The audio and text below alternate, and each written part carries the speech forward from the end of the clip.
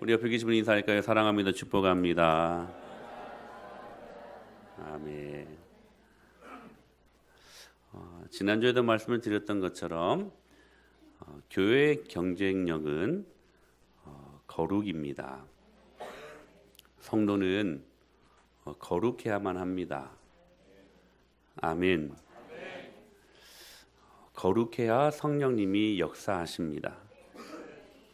거룩해야 성령님께서 역사하셔서 기도가 응답이 됩니다. 할렐루야. 이것은 틀림없는 사실입니다. 우연이 되는 것 없습니다. 왜냐하면 성령님은 거룩한 영이시기 때문에 내가 거룩하니 너희도 거룩하라 말씀을 하셨지요. 거룩하신 성령님은 거룩하시기에 죄와 섞일 수 없는 분이십니다.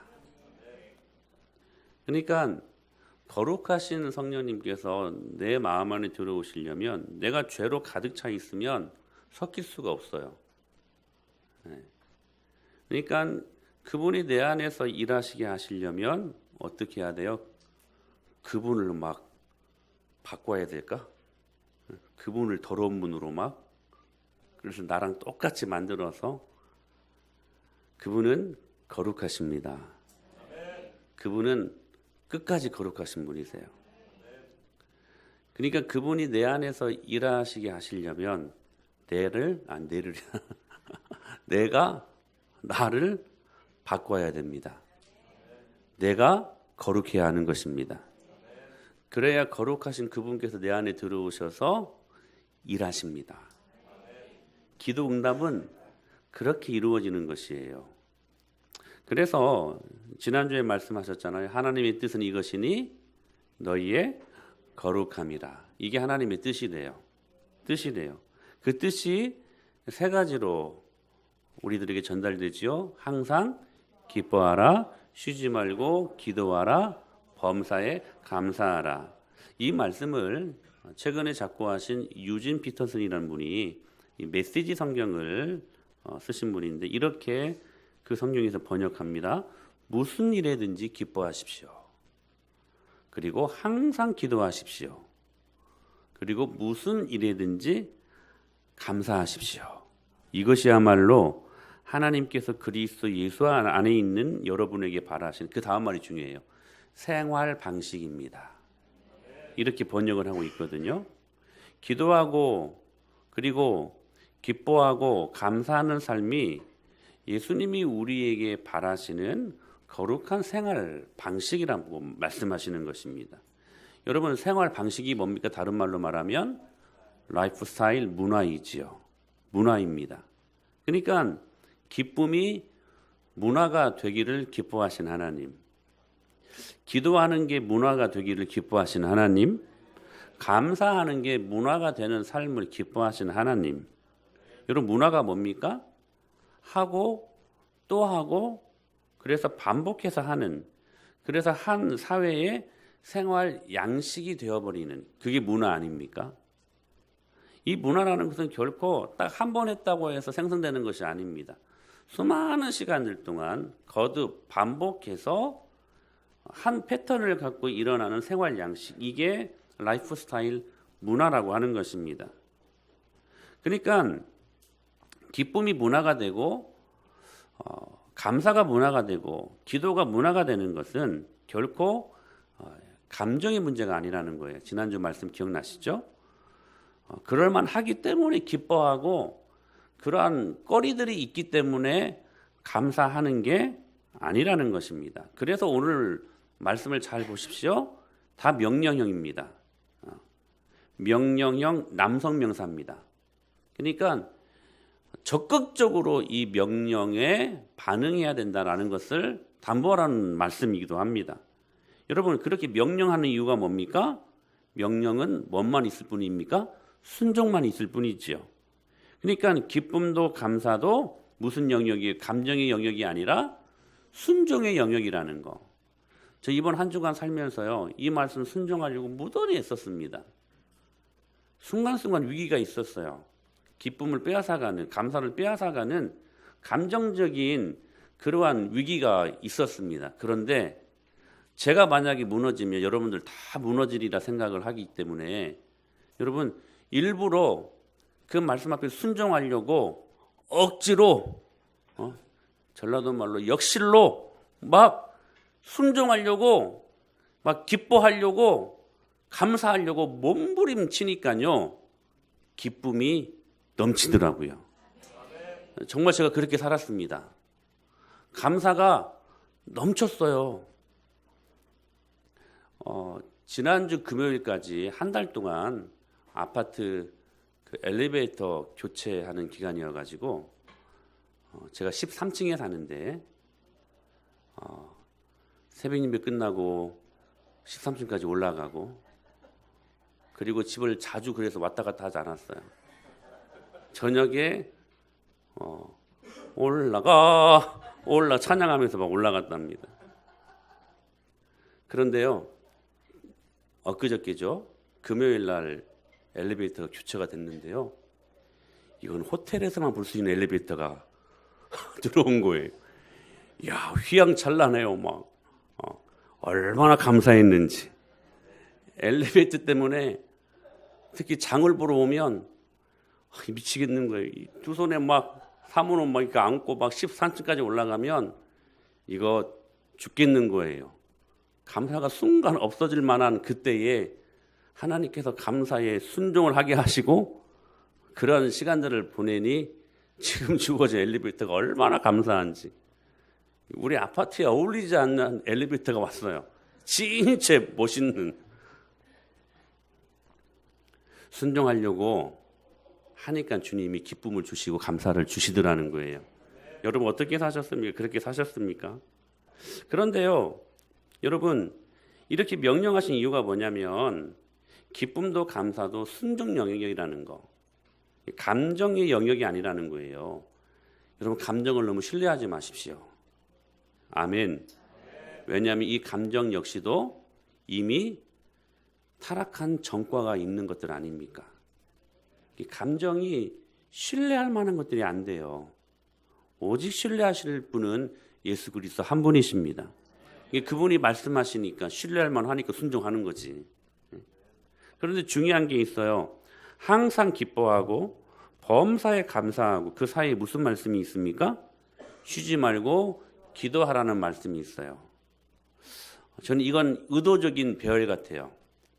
무슨 말씀이냐면 마치 한 중심축에 기도가 있고 좌우 양 날개에 기쁨과 감사가 있는 것 같아요.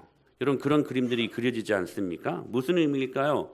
거룩한 삶을 위한 구체적인 성도의 드레스 코드, 기쁨과 감사, 이 일들이 모든 상황 속에서 in all circumstance, 1부 때는 이게 발음이 안 돼가지고 좀 그랬는데 2부 때는 되네요.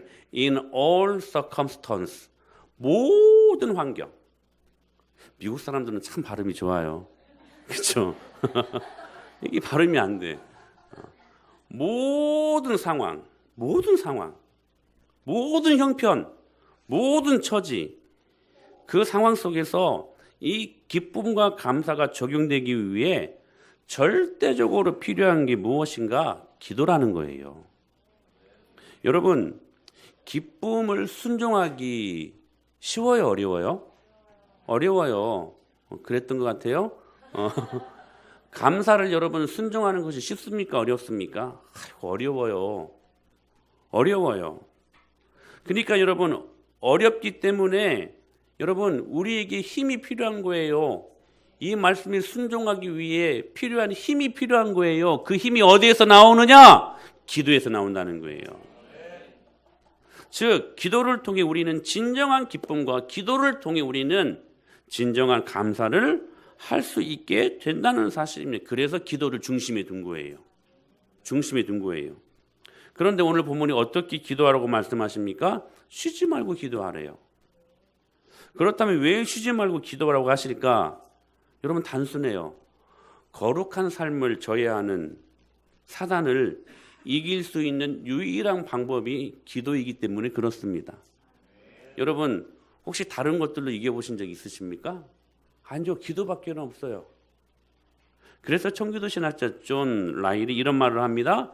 죄는 기도를 죽이고 기도는 죄를 죽인다. 할렐루야.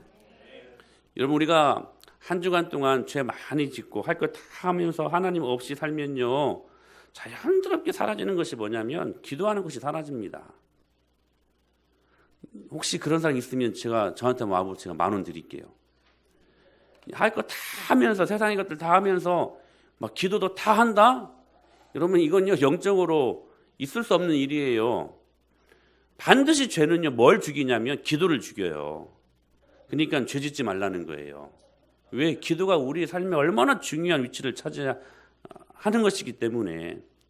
그러니 여러분, 죄를 짓고 주님 앞에 기도한다? 아니에요. 힘들어요. 근데 여러분, 우리는 여기까지만 알아요. 사단은 여기까지만 생각나게 해요.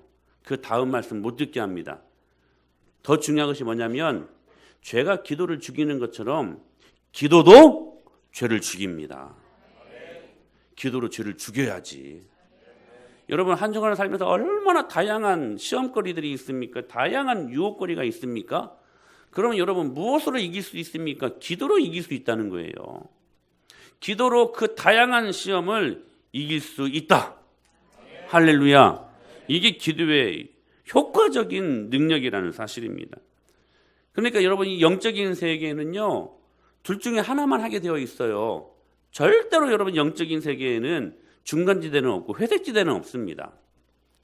무엇이냐면 죄가 이기느냐 아니면 기도가 이기느냐, 둘 중에 하나만 하게 되어 있다는 거예요. 즉, 죄는 쉼없이 기도를 죽이기 위해, 우리의 강력한 역동적인 신앙생활을 죽이기 위해 죄는 연중무휴입니다.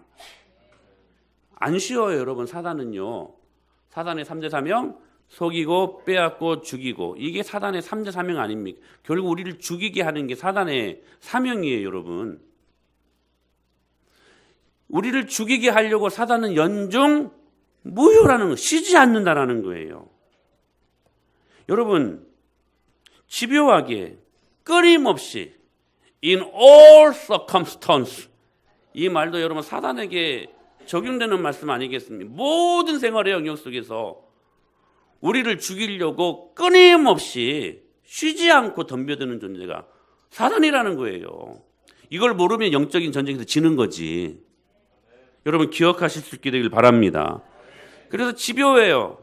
끊임없이 짓고 있는 것 또 짓게 하고 또 짓게 하고 또 짓게 만들어버려요. 그래서 이 사람은 죄가 뭐가 돼요? 문화가 돼버려요. 여러분, 거룩한 하나님의 영광이 우리 안에 라이프 스타일 문화가 되어야 되지 않겠습니까? 근데 어떤 사람들은 죄가 문화가 되어버려요. 라이프 스타일이 돼버리는 거예요. 그래서 여러분, 이 사단은요, 아담과 하와를 유혹했던 적이 있습니다. 근데 그것으로 끝입니까? 아니요. 그렇게 유혹했던 사단은 아브람도 유혹했습니다. 그렇게 유혹했던 사단은요, 여러분, 다윗도 유혹했습니다. 집요하게. 구속사의 흐름이죠. 그리고 여러분, 누구마저도 유혹하려고 덤벼들었습니까? 예수님마저도. 여러분, 예수님이 유혹을 받으셨습니다. 유혹이 넘어가지는 않았지만, 여러분, 예수님도 유혹을 받았다면 우리는 여러분 오죽하겠습니까? 그렇지 않습니까, 여러분? 그러니까요, 자, 아담을 무너지게 했던, 그리고 아브라함을 유혹했던, 그리고 다윗을 유혹했던, 예수님마저도 유혹했던 그 악한 원수마귀 사단이요, 오늘 또 집요하게 지속적으로 우리를 향하여 in all circumstance, 모든 환경 속에서 집요하게 유혹한다는 사실. 그러므로 이 영적인 전쟁을 위해 우리가 승리하기 위해서는 우리 역시 in all circumstance, 모든 환경 속에서 여러분 기도로 깨어 있어야 된다는 사실입니다. 결국 여러분, 기도를 중단했던 예수님의 제자들은 십자가 사역에 동참하지 못합니다. 결국 예수님을 부인하고 예수님을 저주하고 떠나버렸지요. 예수님을 배신하지 않았습니까? 무엇 때문입니까? 기도의 실패에서 일어난 일이에요. 다른 거 없어요. 예수님이 겟세마네 동산에서 기도하실 때요, 여러분 베드로와 요한과 야고보는요 같이 올라는 갔지만 그 피곤 때문에 쪄들어가지고 거기에서 코가 잠을 자버려요. 깨어있지 못해요. 그래서 베드로와 같은 이는 여러분 그 작은 계집종에게 예수님을 부인하고 예수님을 저주까지 하지 않습니까? 그래서 이 치명적인 실수를 했던 이 베드로가요 나중에 베드로전서에 뭐라고 고백하냐면 만물의 마지막에 가까웠으니 그러므로 너희는 근신하여 깨어 기도하라 라고 말씀하십니다. 시험에 들지 않도록. 왜? 본인이 그 어이없는 치명적인 실수를 기도하지 않아서 범했기 때문에. 사랑하는 여러분, 우리는 이 영적인 전쟁의 승리를 위하여 기도해야만 합니다. 근데 중요한 거 이거예요. 이 영적인 전쟁을 목사와 장로만 하는 게 아니라는 거예요. 예수님을 나의 구주, 나의 하나님이라고 고백하는 사람들은 다 치러야 될 전쟁이라는 사실입니다. 그래서 여러분 오늘 바울이 뭐라고 말합니까? NLT라는 번역본이 이렇게 말합니다. 쉬지 말고 기도하라. Never stop praying 이라고 말합니다. 절대로 기도하는 것을 쉬지 말아라. 말씀하시는 거예요. 중단하지 말아라. 이것이 악한 원수마귀와 맞설 수 있는 유일한 방법이기 때문이다. 덧붙이는 거예요. 근데 여러분 이 말씀에는 그냥 우연히 Never stop praying 쉬지 말고 기도해 그냥 우연히 하신 말씀이 아니라 이 말씀에는 배경이 있어요. 출애굽기 17장 말씀이에요. 같이 한번 읽어볼까요? 시작. 모세가 여호수아에게 이르되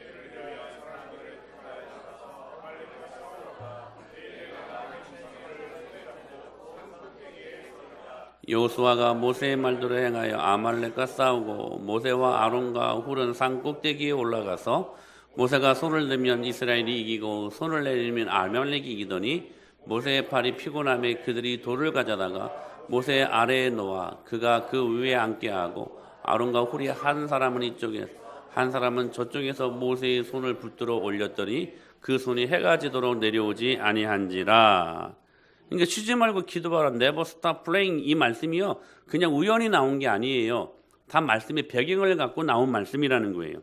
여러분 이야기 잘 알고 있지 않습니까? 하루는 모세가 이끌었던 이스라엘이 아말렉과 르비딤 골짜기에서 전쟁을 하게 됩니다. 근데 이 전쟁에서 이길 수 있었던 유일한 방법을 하나님께서 쉬지 않고 손을 올려 모세로 하여금 기도하게 하는 것이었습니다. 이게 이 전쟁을 이기는 방법이었어요. 이 일을 위해 아론과 훌이 모세를 도웁니다. 신기해요. 손을 들고 기도할 때에는 이스라엘이 막 이기는 거예요. 근데 계속 손을 들고 있으면 힘들어요, 안 힘들어요? 힘들죠. 우리 손 들고 기도할 때 막 탁 들 때는 은혜가 있어서 딱 하는데 좀 한참 하다 보면 이거 언제 내려야지? 막 힘들고 이거 언제 내려야지? 그 포인트를 찾잖아. 여러분 모세가 기도를 했어요. 손을 들고 기도해. 손을 들고 기도할 때는 막 이스라엘이 이겨요. 근데 힘들어 안 힘들어? 근데 힘들어가지고 막 손이 막 내려갈 때는 또 이스라엘이 막 지는 거예요. 그래서 아론과 훌이 이 기도를 도와요. 손이 내려오지 않도록 이쪽 저쪽이 손을 붙잡습니다. 그래서 이 전쟁에서 이기잖아요. 역사적인 팩트입니다, 여러분. 실제로 있었던 일이에요, 여러분.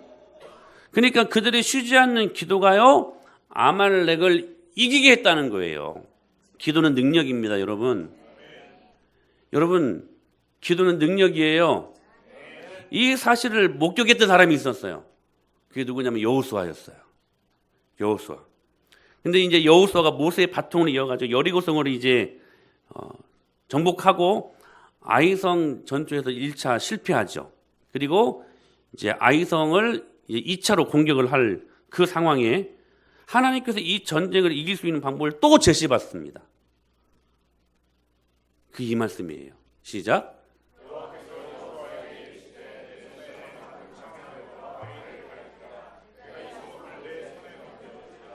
여호수아가 그의 손에 잡은 단창을 들어 그 성읍을 가리키니 방법이 비슷해요.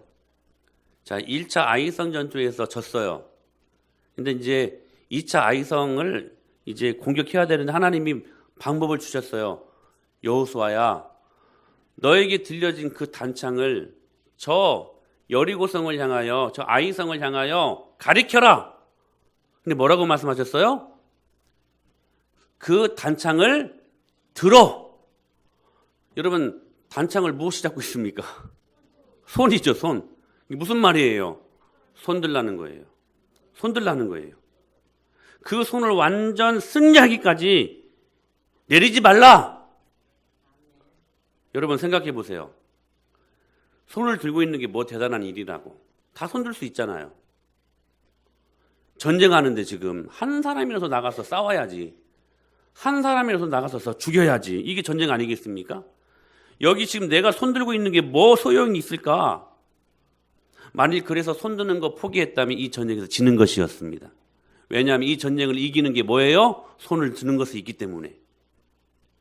말씀 그대로 단창을 들라고 했을 때 그래서 여호수아는 순종했고 들었고 여호수아가 나가지 않았어요. 그는 단창만 들었을 뿐이에요. 손만 들었을 뿐입니다. 그런데 이 전쟁에서 또 승리합니다. 여러분 뭐가 생각나요? 누구의 손이 생각납니까? 모세의 손이 생각나요. 아말렉과의 전투에서 모세가 손을 들면 이기고 손이 내려지면 지는 거예요. 손이 계속 올라가야 승리할 수 있었던 그 전쟁, 이 사실을 하나님께서는 여호수아의 귀에 외워 들리겠다는 사실이에요. 그것을 학습했어요. 누가요? 여호수아가. 그래서 이 의미를 아는 거야. 손을 드는 게 무엇인가? 손을 드는 것이 무슨 의미인가? 여호수아는 알았어요. 여러분 그게 뭡니까? 기도하는 것이었습니다. 출애굽기 17장 14절에 이렇게 말씀하세요. 시작. 여호수아의 귀에 외워 들리라. 내가 아말렉을 없이하여 천하에서 기억도 못하게 하리라. 할렐루야. 손을 든다는 것이 무슨 의미인 줄을 여호수아는 알았어요. 여러분 손드는 의미가 무엇입니까? 기도하는 것입니다. 적진에 뛰어 들어가 적을 한 명을 더 죽이는 것보다 더 중요한 게 뭐냐면 기도하는 것이라는 거예요. 여러분들이 이 놀라운 진리를, 이 비밀을 받을 수 있게 되기를 축복합니다. 여러분 이거 진짜 중요한 말씀이에요. 진짜 중요한 말씀이에요. 여러분 전쟁하면 진짜 여러분 나가서 싸워야지. 손만 들고 있으래. 여러분 불합리하지 않습니까? 이게 말이 됩니까 여러분? 저 정신 나간 놈이라고 이런 말할 수 있는 상황 아니겠습니까? 근데 모세의 손이 올라가면 이기고요. 내려가면 막 져요. 근데 이것을 여호수아가 보았어요. 그리고 외워 귀에 들리게 했어요. 계속 배우게 했어요. 그리고 난 다음에 아이성을 가리켜 단창을 들어라. 여호수아가 이 전쟁에서 이길 때까지 손을 거두지 않습니다. 그것이 무엇을 의미하는 줄 알고 있었기 때문에 이 전쟁 역시 기도의 성패가 달려있다는 것을 그가 알았기 때문에 그는 쉬지 않고 손을 가리켜 기도했던 것입니다. 우리는 어떤 일이 터지면 우리의 죄성은 항상 급한 일부터 합니다. 그렇지 않습니까 여러분? 한 푼이라도 더 벌어야지 나가서. 전쟁에 나가서 한 사람이라도 더 죽여야지. 지금 바빠 죽겠는데 한심하게 기도나 하고 있냐고. 그래서 여러분 어려운 일이 생기면 중요한 일은 안 해요. 예배부터 포기합니다. 아침부터 급한 일 생기면 기도 시간부터 줄입니다. 어떤 문제가 툭 터지면 하나님 말씀 읽는 것부터 여러분 줄여요. 이게 죄성이에요. 이게 우리의 죄성이야. 어떤 경제적인 위기가 있으면 하나님과 약속한 예물부터 그 일 틀어막기에 급급합니다. 이게 우리가 가지고 있는 못된 죄성이에요. 죄성이에요. 발등에 떨어진 불부터 끌려고 하는 게 우리의 죄성이라는 거예요. 그러나 여러분 원래 일이 터지면 진짜 지혜로움은 뭐냐면 급한 일부터 하는 거 아닙니다. 중요한 일부터 해야 되는 것입니다. 그 중요한 일이 뭐냐? 여러분 기억하십시오. 그게 예배고 그게 기도하는 것이고 그게 하나님 나라를 구하는 것입니다. 여러분 문제가 터질 때 시급한 일이 아니라 중요한 일부터 해야만 합니다. 할렐루야. 이게 안 되니까 계속해서 여러분 시급한 일처럼 막아도요, 계속해서 그 문제 터지는 거야. 여러분 영적인 성경의 진리를 배우십시오. 여러분 무슨 문제가 툭하니 터질 때 여러분은 그래서 현상을 보지 말고 본질이 어떻게 잘못됐는지를 여러분 끄집고 들어가서 추적해서 여러분 그거 파악하셔야 돼요. 어디서부터 떨어졌는지, 혹 내가 하나님과의 관계 속, 이 수직적인 관계 속에서 이 관계가 혹시 무너지진 않아, 서운해지진 않았는지. 중요한 것은 여러분 시급하고 다급한 일이 아니라 중요한 일부터 해야 되는 저와 여러분들이라는 사실입니다. 더 여러분 구체적으로 말씀드리면 이거예요. 4시간 공부할 거 2시간 공부하고 2시간 기도하라는 거예요. 그게 더 효과적입니다. 제가 우리 신혼이에게 그걸 계속 이야기하거든요. 근데 안 돼요. 목사 아들도 안 돼요. 공부가 더 막 급한 것 같아. 근데 어느 순간 그 순종하면 이 아이가 복을 받더라고요. 그렇게 해서 몇 번 성공한 적이 있어. 근데 실패한 적도 있어요. 여러분, 뭐라고 실패를 학습하겠습니까? 오늘 제가 여러분들이 답을 드리는데, 문제가 생길 때 시급한 일처럼 시급한 일부터 해결하려고 하지 마십시오. 그때뿐입니다. 또 터집니다. 중요한 일부터 처리하십시오. 그게 하나님의 나라를 구하는 것이고, 그래서 너희는 먼저 그의 나라와 그의 의를 구하라. 그리하면 이 모든 것을 너희에게 더하시리라. 여러분, 우리의 삶의 대원칙 아닙니까? 그 어떤 것으로도 대처할 수 없는 하나님의 말씀. 너희는 먼저 그의 나라. 여기서 이 먼저라는 말이요, 시간적인 먼저의 의미를 말하는 것이 아닙니다. 중요한 일부터 하라는 거예요. 중요한 일부터. 그러니 시간이 될 수도 있죠, 사실. 제가 계속 드리는 말씀인데, 2 나무꾼이 있었습니다. 시합을 했어요. 누가 나무를 더 많이 패는가? 한 나무꾼은 쉬지 않고 팼습니다. 도끼날로 막 턱퍽퍽 막 쓰러지고. 근데 한 나무꾼은 나무를 한 그루 패고 도끼날을 갈고, 또 나무 하나를 패고 또 도끼날을 갈고. 여러분 누가 더 많이 팼을까요? 도끼날을 간 나무꾼이 이겼습니다. 사랑하는 여러분, 이 영적인 전쟁의 진정한 승자는 하나님 앞에 우선순위를 두고 중요한 일부터 먼저 하고, 그 중요한 일이 뭐예요? 예배하고 하나님 앞에, 말씀 앞에 겸손하게 서고 쉬지 않고 기도하는 그 중요한 일 말입니다. 여러분 그 일들이 도끼날 가는 시간들이에요. 아멘. 그러면 결국 승리합니다. 여러분 저를 보세요. 여러분 인생 다 살지 않았습니다. 아직 살 날이 창창합니다. 할렐루야. 그 날 동안 하나님의 일하심을 봐야 되지 않겠습니까? 내일 죽겠는 사람들처럼 실망하지 말고 낙심하지 마십시오. 오늘 이 말씀은 엄연히 살아있는 말씀이고 우리 가운데 역사하실 능력의 말씀이라는 사실들을 기억하실 수 있게 되길 축복합니다. 그래서 예수님은 십자가 사명을 이루시기 위해 그분이 하셨던 것은 끊임없이 기도하는 것이었습니다. 예수님의 사역은 기도하는 사역이었습니다. 공생의 사역을 시작하실 때 30일 금식하시며 기도하셨고, 제자들을 선택하실 때 중요한 일이 있을 때마다 금식하셨어요. 그리고 새벽 5일의 미명에 그 살인적인 스케줄이 있음에도 불구하고 그분은 새벽 5일의 미명에 기도하는 것을 쉬지 않으셨어요. 우리 예수님이 그리하셨어요. 그리고 십자가를 치실 때 겟세마네 동산에서 땀방울이 핏방울이 되기까지 그분은 기도하셨습니다. 이렇게 말입니다. 시작.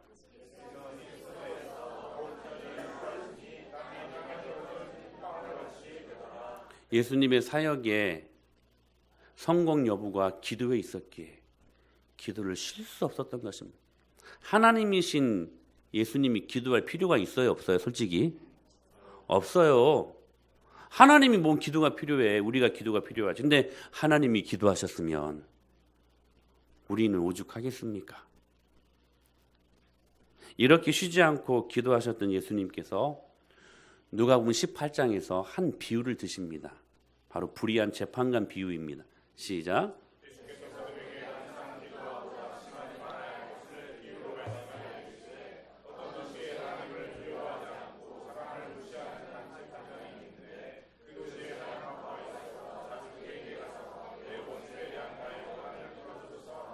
어떤 한 도시에 재판관이 있었는데 이 재판관은요, 하나님을 무시하고 하나님을 향해 욕하는 사람이었어요.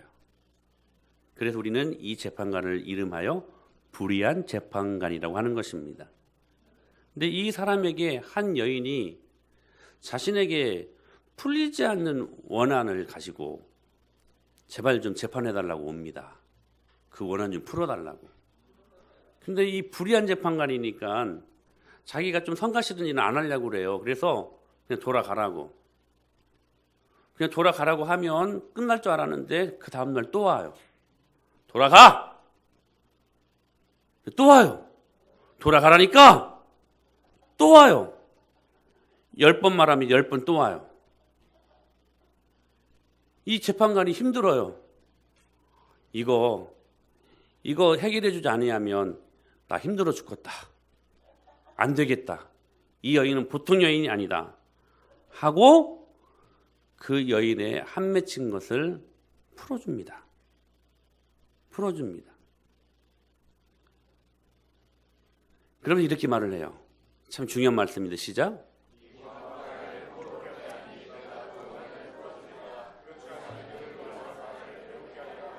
이 원한을 왜 풀어줬어요? 왜 풀어줬어요? 늘 와서 나를 괴롭게 하게 하기 때문에. 힘들까봐, 괴로울까봐, 힘들까봐 성가시려서 그 원한을 풀어줍니다. 여기에서 재미있는 단어가 있는데요. 그렇지 않으면 늘 와서, 이 늘이라는 단어, 이게 헬라어로 에이스텔로스라는 말인데요. 이 말이에요. 끝까지, 목적이 달성될 때까지, 이 말이에요. 여러분, 기도는 그렇게 하는 것입니다. 기도는 늘 끝까지 목적이 달성될 때까지 하는 게 기도입니다. 재판관은 과부가 자신의 탄원이 받아들여질 때까지 판관인 자기를 번거롭게 하고 괴롭게 할까 봐. 그래서 이 원한을 풀어줬다는 거예요. 그러니까 자기가 그걸 들어주지 아니하면 결코 중단하지 않을 것을 알고 있었기 때문에. 사랑하는 여러분, 하나님께서 여러분들에게 그 모습을 볼 수 있어야만 합니다. 야, 보니까 얘는 내가 응답 안 하면 끝까지 치고 들어올 놈이다. 내가 응답해야 되겠다. 여러분들의 기도를 보고 그렇게 주님이 평가하실 수 있게 되기를 축원합니다. 늘 와서, 또 재미있는 단어가 있어요. 나를 괴롭게 하리라. 이 괴롭다는 말, 헬라어로 휘포피아조라는 말입니다. 휘포피아조, 이 히포라는 말이 눈이라는 말인데요. 그리고 화스의 합성으로 된 게 그 눈 아래를 때리다, 이런 말이에요. 뭐가요? 휘포피아조라는 말이, 괴롭게 한다라는 말이. 이 말씀이요, 권투할 때 여러분, 권투 선수들이 잽을 누가 여러분 권투 선수 처음부터 막 어퍼컷 치려고 합니까? 그런 권투 선수들 없어요, 여러분. 처음부터 전략을 갖고 게임을 합니다. 잽을 계속 날려요. 잽을 날리는데요, 계속해서 한 군데 때리는데 또 때리고 또 때리고 또 때리고, 그 잽, 그게 히포피아조예요. 여러분, 이 말씀에 놀라운 비밀이 있어요, 여러분. 여러분, 기도는 이렇게 하는 거랍니다. 때리는데 한 대 또 때리고, 때리는데 계속 때리고, 그래서 피로가 누적되고 고통이 누적되고 나중에 한 대 그냥 엎어서 칠 때 쓰러져 버릴 수 있도록. 사랑하는 여러분, 기도는 이렇게 하는 것이래. 한 번 해서 에이, 기도응답 안 돼, 툴툴 털고 일어나는 게 기도의 자리가 아니라, 기도는 이렇게 하는 거래요. 한 군데 때리고 또 때리고 또 때리고 또 때리며, 결국 이 말씀은 하나님을 향하여, 참 재미있는 말씀이에요. 우리가 컨트롤 할 때, 하나님과 싸울 때 하나님께 잽 날려야 된다는 거예요. 계속해서. 주님이 나중에 야 진짜 번거롭다. 이제 괴롭다. 그만해라. 응답할게. 이렇게 기도는 하는 것이래요. 사랑하는 여러분, 그래서 좀 재미있는 표현이 있어요. 일부러 그렇게 표현할 필요 없는데 하나님을 무시하는 재판관이래요. 하나님을 업신여기는 재판관이네요. 하나님을 안 믿는 재판관이에요. 불의한 재판관. 근데 불의한 재판관도 저 힘들까 봐 들어줬어, 이 원한을. 이 말씀의 여러분 뉘앙스가 뭐예요? 하물며 의로우신 재판장이신 하나님께서 당신의 택한 자녀들인 너희들의 기도를 듣지 아니하시겠느냐. 나를 향하여 계속 잼 난리 나는 거예요. 할렐루야. 사랑하는 여러분, 기도는 그렇게 하는 것입니다. 내일부터 특세 미라클 세븐이 시작됩니다. 여러분 휘포피아조 하십시오. 한 곳만 때리고 또 때리십시오. 그래서 제가 여러분들에게 여러분 주보 안에 한번 꺼내 보실래요? 원포인트 기도 제목을 그 기도 제목 카드를 띄워드렸습니다. 자,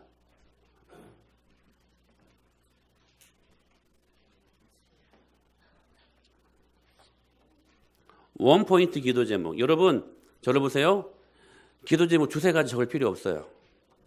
이번 특세를 통해 딱 응답받아야 될 한 가지만 적으십시오.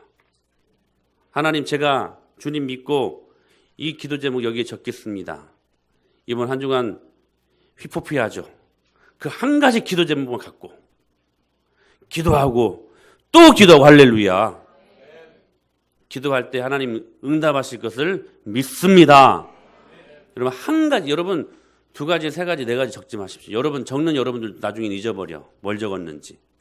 응답받아야 될 딱 한 가지 원포인트 기도 제목. 휘포피하죠. 할렐루야. 주님이 저에게 그렇게 응답하셨어요.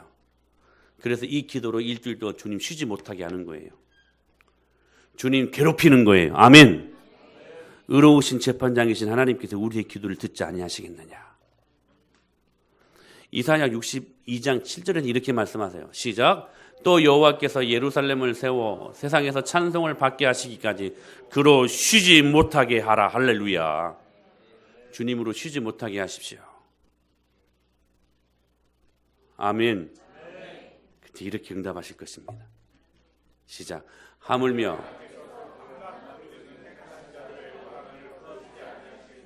그들에게 오래 참으시겠느냐. 할렐루야. 이번 특세는 특별한 의미가 있는 것 같습니다. 여러분 한번 그 주님을 경험해 보십시오. 한두 번 기도했고 그래서 응답 안 되는 것처럼 보이니까 그냥 기도 스탑하지 말고 한 주간 동안 진짜 기도 제목을 갖고 여러분 다 준비하고 나오십시오. 밥도 다 줍니다. 우리 순장님들이 다 돌아가면서 아침 식사를 준비한다고 해요. 얼마나 감사해요. 먹고 출근하십시오.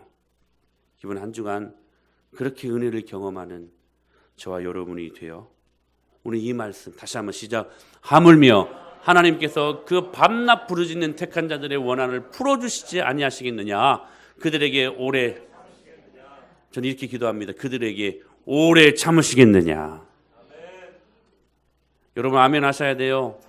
그들에게 오래 참으시겠느냐. 이 목사에게 여러분 응답하시는 약속의 말씀이에요. 여러분 똑같이 아멘하면 그대로 돼요. 한번 보세요. 여러분 진짜 그대로 돼요. 자, 여러분 담보를 갖고 여러분들에게 말씀드립니다.